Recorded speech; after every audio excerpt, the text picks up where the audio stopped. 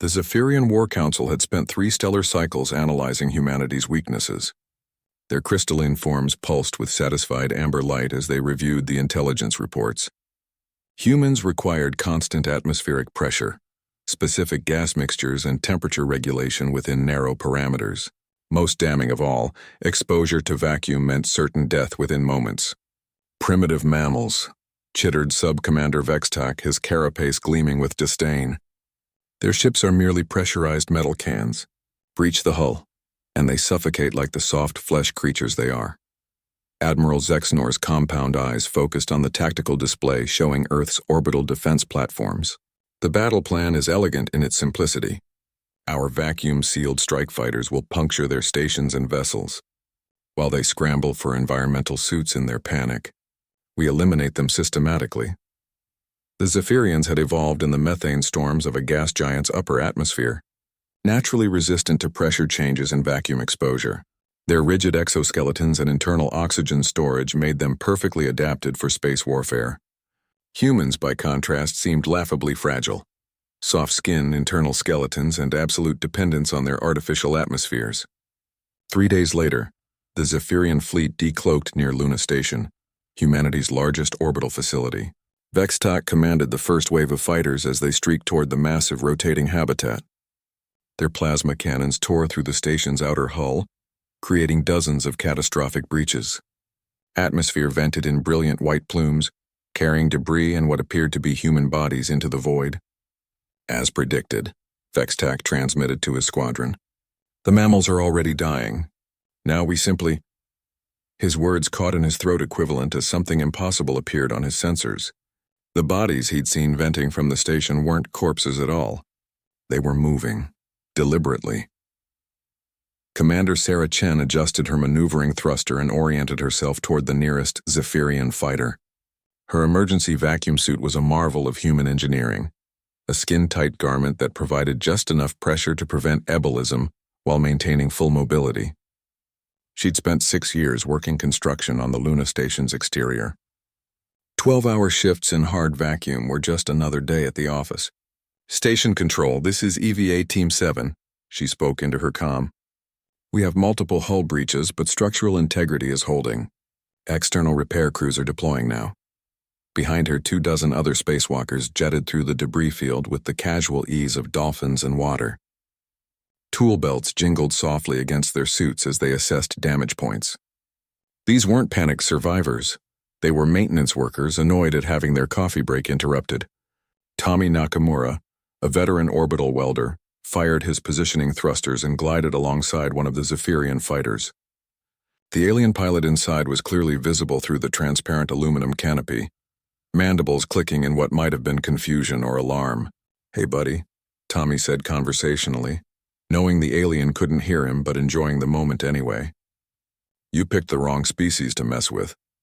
He ignited his plasma torch, designed for cutting through meter-thick hull plating, and began carving a neat circle in the fighter's wing. The Zephyrian pilot fired his weapons frantically, but the bolts passed harmlessly around Tommy, who simply adjusted his position with practiced micro-thrust corrections. Across the battle space, similar scenes played out as humanity's orbital workforce responded to the attack. Construction workers, maintenance technicians, military EVA specialists, and even civilian tourists who'd paid for extreme spacewalk experiences swarmed the Zephyrian vessels like angry bees. Admiral Zexnor watched his tactical display with growing horror as his fighters' advantage evaporated. "How are they surviving in vacuum?" "Our intelligence indicated..." "Sir," interrupted his communications officer, "I'm receiving a transmission from the humans."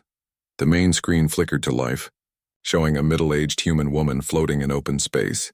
Behind her, the curve of Earth filled the view, blue and serene. She wore only a thin suit that seemed impossibly inadequate for the vacuum environment. "I'm Commander Lisa Santos, Chief of Luna Station Operations," she said calmly. "I believe there's been a misunderstanding about human capabilities." Zexnor's translator struggled with her tone. Was that amusement? "You see," Santos continued, "your intelligence was incomplete. Yes, humans need atmosphere to survive long-term, but we've been working in vacuum for over 2 centuries. We have construction workers who spend more time in space than on planetary surfaces. We have children who take their first spacewalks before they can properly walk in gravity. She gestured toward the battle around them, where Zephyrian fighters were being systematically disabled by humans who moved through hard vacuum as easily as fish through water. We've built cities in space, mined asteroids, and established permanent habitats in environments that would kill most species instantly. We didn't conquer space by avoiding vacuum. We learned to live in it.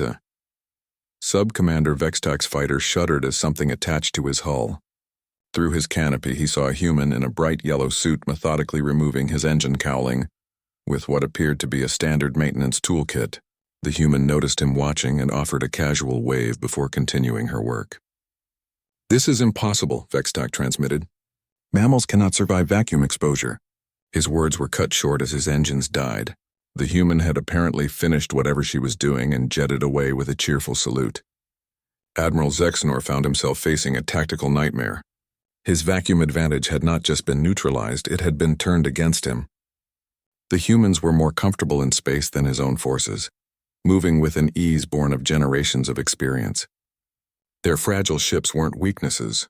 They were mobile habitats designed by beings who saw vacuum not as an enemy, but as a workplace. "All units," he broadcast to his fleet, "retreat to minimum safe distance. We need to reassess our intelligence." As the Zephyrian forces withdrew, Commander Santos's image remained on their screens. "Oh, and one more thing," she added with unmistakable human humor. "Next time you plan to attack someone, maybe check if they've been living in the environment you're planning to use as a weapon. We've been spacewalkers for longer than your species has had spaceflight." The transmission ended, leaving the Zephyrian fleet to contemplate the unsettling realization that they had just been outfought in vacuum by a species they had dismissed as fragile atmospheric dwellers.